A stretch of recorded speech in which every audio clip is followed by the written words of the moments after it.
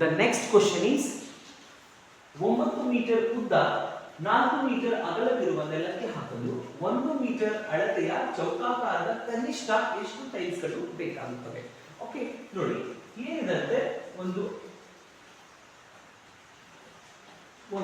ಆಯತಾಕಾರದ ನೆಲ ಇದೆ, ಅದರ ಉದ್ದ 9 ಮೀಟರ್, ಓಕೆ, ಮತ್ತು ಅಗಲ 4 ಮೀಟರ್ ಇದೆ.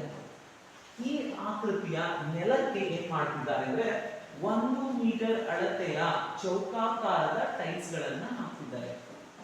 ಓಕೆ, 1 ಮೀಟರ್ ಅಳತೆಯ ಚೌಕಾಕಾರದ ಟೈಲ್ಸ್ ಗಳನ್ನ ಹಾಕ್ತಾ ಇದ್ದಾರೆ.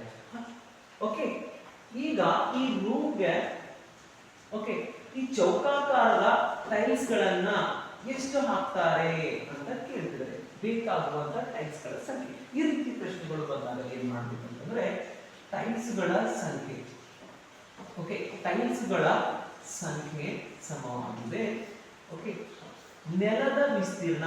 ಓಕೆ, ನೆಲದ ವಿಸ್ತೀರ್ಣಕ್ಕೆ ಟೈಲ್ಸ್ ನ ವಿಸ್ತೀರ್ಣದಿಂದ ಭಾಗಿಸಬೇಕು. ಓಕೆ, ಟೈಲ್ಸ್ ನ ವಿಸ್ತೀರ್ಣದಿಂದ ಓಕೆ ಭಾಗಿಸಬೇಕು. ಈಗ ಬರುವಂತಹ ಭಾಗಲಬ್ಧನೆ ನಮ್ಮ ಅಂದ್ರೆ ಆ ನೆಲಕ್ಕೆ ಹಾಕಲು ಬೇಕಾಗಿರುವಂತಹ ಟೈಲ್ಸ್ ಗಳು ಸಿಗುತ್ತೆ. ನೋಡಿ, ನೆಲ ಯಾವ ಆಕೃತಿಯಲ್ಲಿದೆ? ಚೌಕಾಕೃತಿಯಲ್ಲಿದೆ. ಓಕೆ, ಸಾರಿ, ಆಯತಾಕೃತಿಯಲ್ಲಿದೆ. ಆಯತಾಕೃತಿಯ ವಿಸ್ತೀರ್ಣ ಏನು? ಉದ್ದ ಗುಣಿಲೆ ಅಗಲ. ಉದ್ದ ಗುಣಿಲೆ ಅಗಲ. ಓಕೆ, ಉದ್ದ ಗುಣಿಲೆ ಅಗಲ. ಓಕೆ, ಟೈಲ್ಸ್ ನ ವಿಸ್ತೀರ್ಣ, ಟೈಲ್ಸ್ ಯಾವ ಆಕೃತಿಯಲ್ಲಿದೆ ಅಂದ್ರೆ ಚೌಕಾಕೃತಿಯಲ್ಲಿದೆ. ಅದರ ವಿಸ್ತೀರ್ಣ ಕಂಡುಹಿಡಿಯುವಂತ ಸೂತ್ರ ಬಾಹು ಇಂಟು ಬಾಹು. ಓಕೆ, ಬಾಹು ಇಂಟು ಬಾಹು.